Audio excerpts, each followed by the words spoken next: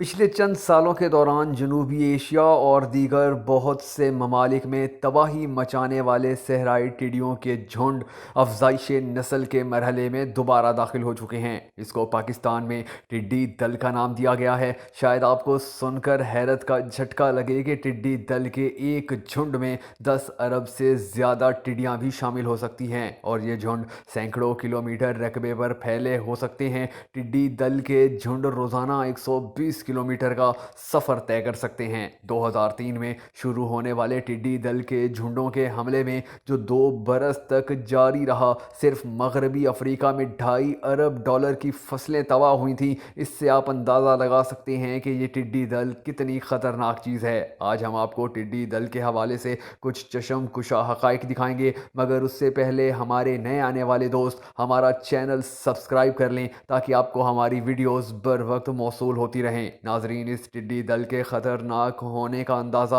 आप इस बात से लगा सकते हैं कि एक औसत दर्जे का झुंड इतनी फसलें तबाह कर सकता है कि जो 2,500 अफराद के लिए साल भर के लिए काफ़ी हो सकती हैं। टिड्डी दल ने जनवरी और फरवरी में पाकिस्तान, कीनिया, सोमालिया और एथोपिया में तबाही फैलाई। कीनिया में इसे गुज़िश्ता 70 साल की बदतरीन वबा करार दिया गया और सोमालिया और एथोपिया के लिए 25 साल में टिड्डी दल के ताज़ा हमले बदतरीन और सबसे ज़्यादा नुकसानदेह साबित हुए। FAO के मुताबिक जब टिड्डी दल का हमला अरूज पर था तो ये टिड्डियाँ 350 मुरब्बा किलोमीटर इलाके में रोज़ाना 2 टन फसलें खा जाती थीं। बलूचिस्तान और जनूबी पंजाब के बाद अब इन टिड्डियों ने पाकिस्तान के दीगर शहरों का भी रुख कर लिया है। ये टिड्डी दल अब तक दुनिया के जितने भी ममालिक में गई वो इसे ख़त्म करने या इसके नुकसान को कम करने में नाकाम रहे हैं, और अगर पाकिस्तान में इसके हमले तेज़ तर हुए या इसके खिलाफ संजीदा रवैया ना अपनाया गया तो इसकी अफजाइश नस्ल के बाद आने वाली नई नस्ल मुल्क व कौम के लिए तबाहकुन साबित होगी। हम सबको अल्लाह से